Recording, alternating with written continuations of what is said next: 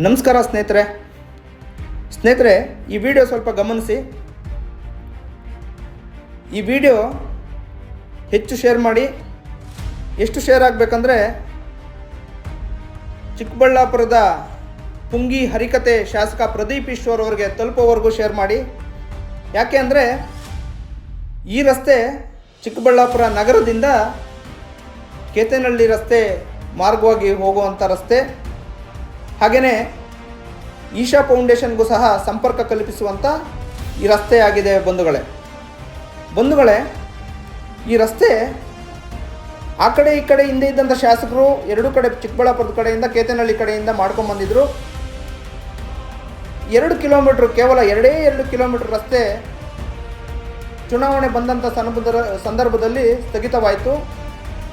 ತದನಂತರ ಬಂದಂತಹ ಶಾಸಕ ಪ್ರದೀಪ್ ಈಶ್ವರ್ ಅವರು ಈ ರಸ್ತೆಯನ್ನು 2.5 ವರ್ಷದಿಂದ ಒಂದೇ ಒಂದು ಸ್ವಲ್ಪ ಕೆಲಸ ಕೂಡ ಮಾಡಲಿಲ್ಲ.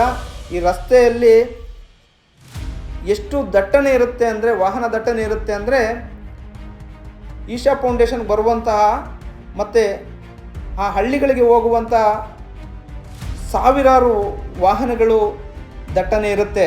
ರಜಾ ದಿನಗಳಲ್ಲಂತೂ ಹೆಚ್ಚು ಕಡಿಮೆ 2-3 ಕಿಲೋಮೀಟ್ರ್ ಹೋಗೋದಕ್ಕೆ 1-1.5 ಗಂಟೆ ಸಮಯ ತಗೊಳ್ಳುವಂತಹ ಅಷ್ಟು ಟ್ರಾಫಿಕ್ ಇರುವಂತಹ ಒಂದು ರಸ್ತೆ ಇದಾಗಿದೆ.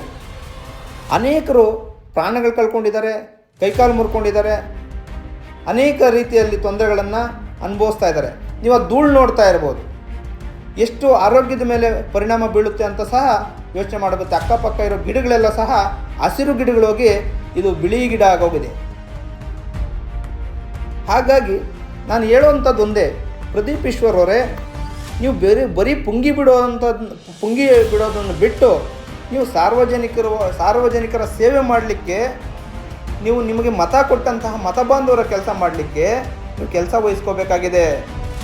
ನೀವು ಬರೀ ಮಾಧ್ಯಮಗಳಲ್ಲಿ ಪ್ರಚಾರ ಗಿಟ್ಟಿಸ್ಕೊಂಡು ನಾನು ಆಂಬುಲೆನ್ಸ್ ಬಿಟ್ಟಿದ್ದೀನಿ, ಅದು ಬೆಂಗಳೂರಿಗೆ 10 ಸರಿ ಹೋಗುತ್ತೆ, 10 ಸರಿ ಬರುತ್ತೆ ಅಂತ ಹೇಳುವಂಥ ನೀವು ಬಿಟ್ಟಂತಹ ಆಂಬುಲೆನ್ಸಲ್ಲಿನೇ ನೀವು ಇವತ್ತೇನು ಕೆಲಸ ಮಾಡಲಿಲ್ಲ, ಈ ರಸ್ತೆ ಮಾಡಿದಿರ ಬಿದ್ದು ಕೈಕಾಲು ಮುರ್ಕೊಂಡಿರೋರನ್ನ ಅದೇ ಆಂಬುಲೆನ್ಸಲ್ಲಿ ಕರ್ಕೊಂಡೋಗ್ಬೇಕು. ಆ ಪಾಪದ ಮೂಟೆಯನ್ನು ನೀವೇ ಒತ್ಕೋಬೇಕಾಗತ್ತೆ. ಪ್ರದೀಪ್ ಈಶ್ವರ್,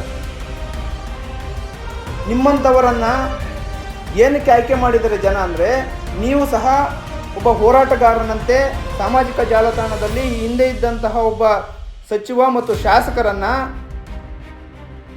ಅವ್ರು ಮಾಡುವಂತಹ ಅಕ್ರಮಗಳ ಬಗ್ಗೆ ನೀವು ಮಾತಾಡಿದ್ದಕ್ಕೆ, ನೀವು ಒಬ್ಬ ಬಡವರು ಒಂದು ಒಳ್ಳೇದು ಮಾಡ್ತಾರೆ ಅನ್ನೋ ಒಂದು ಕಾರಣಕ್ಕೆ ನಿಮಗೆ ಒಂದು ಅವಕಾಶವನ್ನು ಕೊಟ್ಟಿದ್ದಾರೆ. ಅದನ್ನು ಉಳಿಸ್ಕೊಳ್ಳೋಂಥ